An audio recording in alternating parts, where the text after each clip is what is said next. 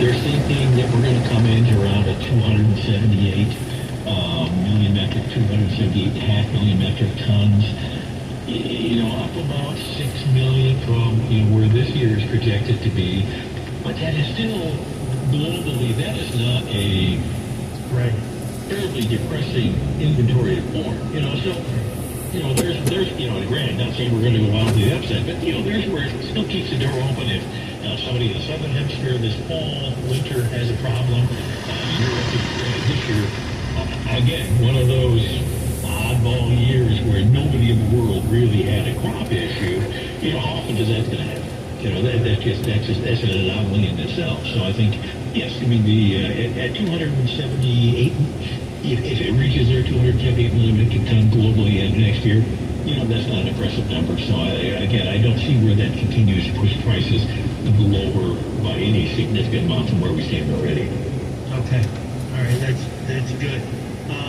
And I think, like you were saying, if we get a number somewhere south of 280 on the global carry, it leaves the market vulnerable, sensitive to any supply side disruptions. Right, certainly, sure. And right now it's not too difficult to start thinking, are we going to come back with the same amount of acreage next year on corn here as we did this year? That seems unlikely. I'm not sure exactly where that's going to go, but some of it may just be going to some of the more remote areas, and not the less traditional growing areas. It could be to other smaller grains. It could be back into CRP. So it's just I think prices are doing their job. Which is going to deter or distract from additional acres, and but those are things that are going to, of course, take months and months to play out. Right. Okay. The average trade guess on the soybean yield, 52.9 bushels per acre. Production, 4.365. Kind of a range on the production, and 52 bushels up to 53.6 bushels is the range on the yield. Sure. Somebody's going to end up being surprised on this one, aren't they? To a certain extent. And I think one of the things that it's always, I believe, worth pointing out, that here we're down 3.4 million acres on soybeans this year. Yet, if that production number's right, we're going to produce almost identical amount of soybeans as we did a year ago. So it's, again, yield certainly, particularly in beans, half a bushel yield makes a big difference. But, here again, too, you look at it, area out, they're expecting to grow 2 million bushels. Big deal. I mean, that is not a significant change, or at least not a significantly bearish change. And, then you have to go back and start saying, all right, is South America, they're going to come back with a record production again next year, with no real crop issues. And, I'd say here again, at a minimum, it says we don't have much downside risk. We just don't have a stimulus for any upside potential just yet. Right. A year ago, we thought it was a monster of a bean crop at this time of the year, Dan. Oh, sure. And it changed on us by the time we got the combines rolling, and so there's no guarantee for this year's crop yet either, is there? Oh no. And certainly granted, we've got the balance of the month to get through here, but that's just it. I think a lot of people recognize. I'm almost a little surprised anybody really pumped up with bean yields at all. Just the fact that they know August is a month that's going to make or break the bean yield. And there's nothing really threatening in the weather here right at this point in time. I mean, it's sunshine and heat, should be good for bean development there. But, anybody who has ever walked in a field of beans knows they're a fixed crop when it comes to trying to determine what that yield's going to be. Yep, no doubt about it. On the demand side of the balance sheet for soybeans, do you anticipate any trouble? I'm looking at a chart of China's bean imports. And, I mean, the last 3 months have just smoked their records, but they're not buying them from the U.S., man. No, right. Well, of course, you're right. In that time period where South America had the available supply, when you look at it, 15 million metric tons more than a year ago, 560 million bushels additional. It only stands to reason. And not to mention, we're not exactly making good friends with a lot of these nations at this point in time, be that Brazil or China, so they're going to do all they can to turn us into the residual supplier, and they're doing a pretty good job of so. Yeah, it certainly seems like it. You've mentioned next year and what it's going to do to acres. It's been kicking around in my head, and a guest earlier this week basically said for next year and potentially the year after that and the year after that, the acres are going to go to levels that we basically produce what we're going to consume. Just a really stagnant outlook. So I have a hard time arguing that now, Dan. Oh, absolutely. And of course, I mean, the one thing we're not really entering into the picture yet is the people in finance will have a lot to say about that as well. So, I mean, there could be even if there's a desire to want to continue to plant, the bank might say, no, we're not going to put money out on something that's that kind of a risky venture. So, and in times past, that has been a limiting factor again and again. So I don't see any reason why that wouldn't be the case here as we move to next year as well. So. Yeah. Which gets back to what we were talking about on the risk management side of things. In a sideways market, you got to be ready for the opportunities when the opportunities come along.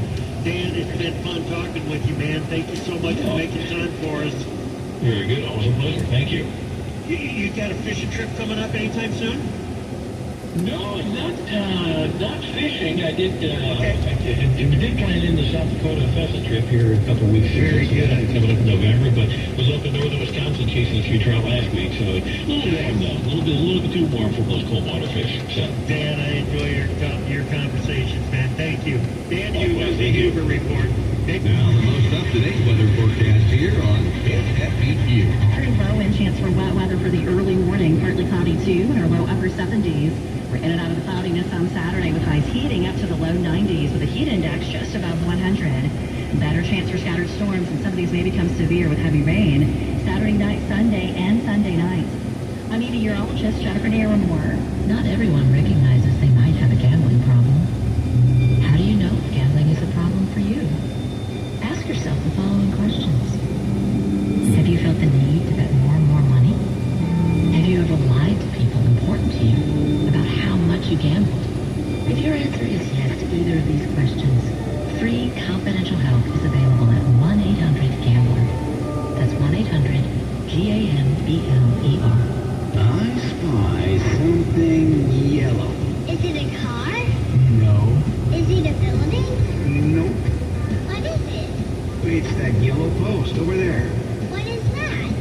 Well, that's a pipeline marker used to show the general location of a pipeline and provides emergency contact information on it. This message is from Mango, Missouri's Association of Natural Gas Operators. Always call 811 3 days before you dig. Visit mosafegas.com. When you shop local, you're investing in your community. From your favorite coffee shop to the neighborhood repair guy, local businesses keep Missouri strong. Looking for the best local spots? Check out the Show Me Business Directory on the St. Joseph Post.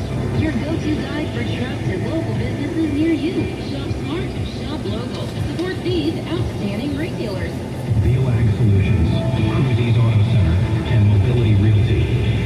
Dirt roads, back roads, interstates and highways. Join me, Andrew McCrae, as we travel the land on the American countryside.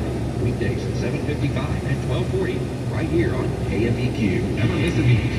When the game is on the line, championship teams know the game plan. They communicate and work together to win. We all need a game plan to protect ourselves online. Talk to family and friends so they know how to stay safe too. Create strong passwords. Turn on multi-factor authentication.